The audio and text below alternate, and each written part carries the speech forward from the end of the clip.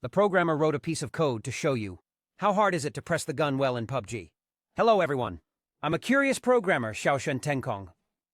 The last video, through the program to simulate the mouse pointer movement trajectory, I can obviously press the gun, but the effect is still far from the great players.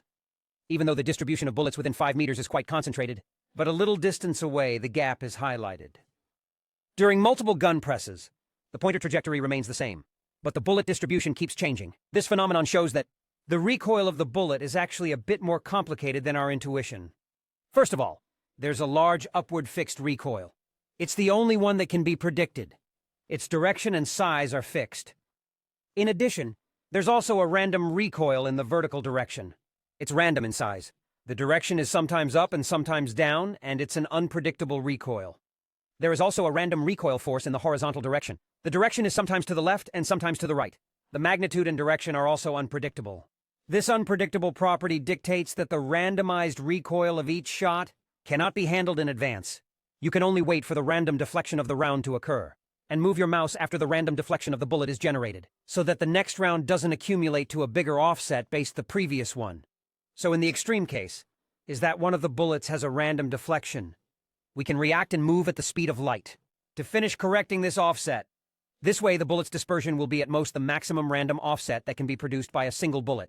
If we can't react and correct at the speed of light, then as the bullets come out of the gun one by one, the deflections of the bullets then stack up, leading to a greater overall dispersion.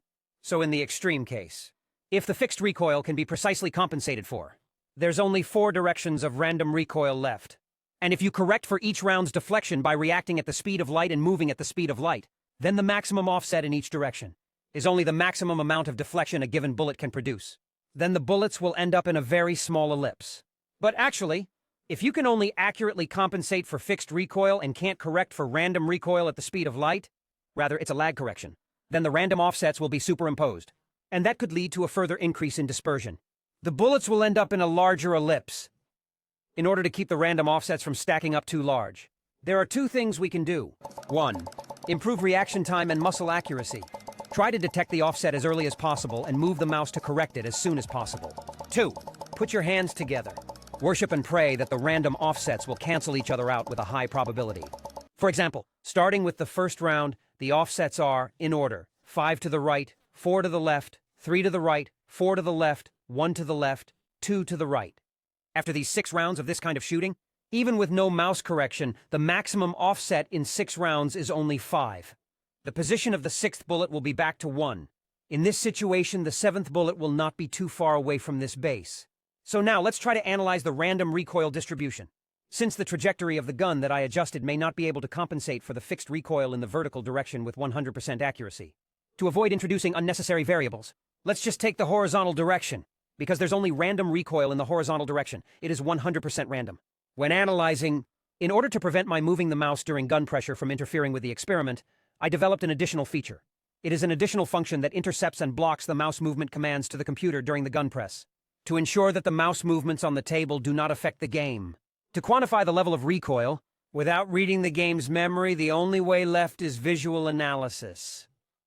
That is, looking at the screen to determine how many pixels have been shifted. As a result, the program needs to be further upgraded, i.e., while pressing the gun, the image of the system screen is intercepted, and then the before and after images are compared to calculate how many pixels have been shifted. The implementation idea is simple, using this airplane poster as an anchor point, while allowing the program to observe the screen, using image algorithms to constantly find the exact location of this poster on each image. In turn, it is possible to calculate the difference between the position of the airplane poster in the 2 images. This is the offset data we want. So far, we've successfully got the offset data from the gun press processing.